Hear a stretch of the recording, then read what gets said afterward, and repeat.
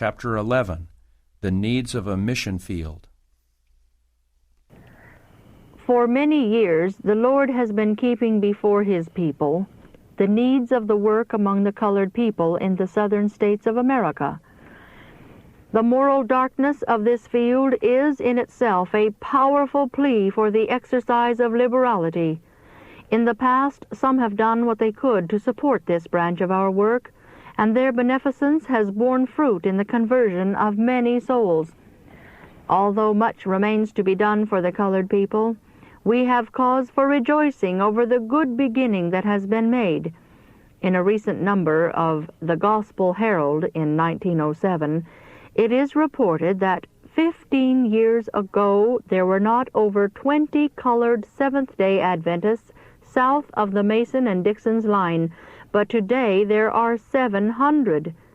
12 years ago there was only one colored Seventh-day Adventist Church. Today there are 50, not counting those in Africa and the West Indies. The tithe of the colored people last year in the United States amounted to $5,000. 15 years ago, it was not over $50, unquote. Let us thank God, dear brethren and sisters, and take courage. God is laying bare His arm to do a mighty work in this mission field within the borders of our own land. He is now giving His people unusual opportunities to extend the message rapidly in the South. Especially should we reveal a spirit of beneficence at the time the yearly offering for the support of the colored work is taken up.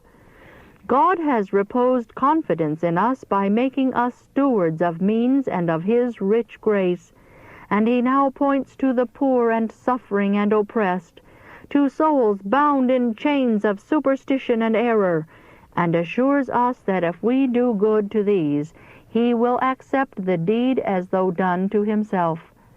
Matthew 25:40 tells us, "Inasmuch as ye have done it unto one of the least of these my brethren, ye have done it unto me." Thousands of colored people in the South may now be uplifted and become human agents to help their own race, if they can receive the help God is calling upon us to give them. Multitudes of men and women in this field feel their deep poverty and their need of uplifting.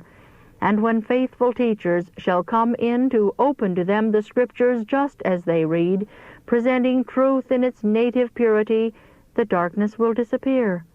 Bright beams of light will shine upon the soul searching for truth. And with those who have had advantages, a close and intelligent investigation will take place upon the subjects of truth revealed in the Scriptures. Many will be taught of God. They will learn aright from the great teacher, and will accept with joy the truths that will sanctify and uplift. The moral image of God will be restored in the soul, and many will be eternally saved.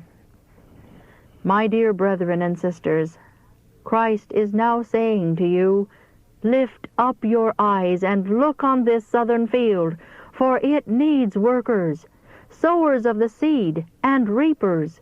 It needs your means for the maintenance of these workers. The grace of Christ is unlimited. It is God's free gift. Then why should not this neglected people have some hope and courage and faith brought into their lives? There is sunshine in the heart for all who will accept Christ. This last testimony was written in September 1907.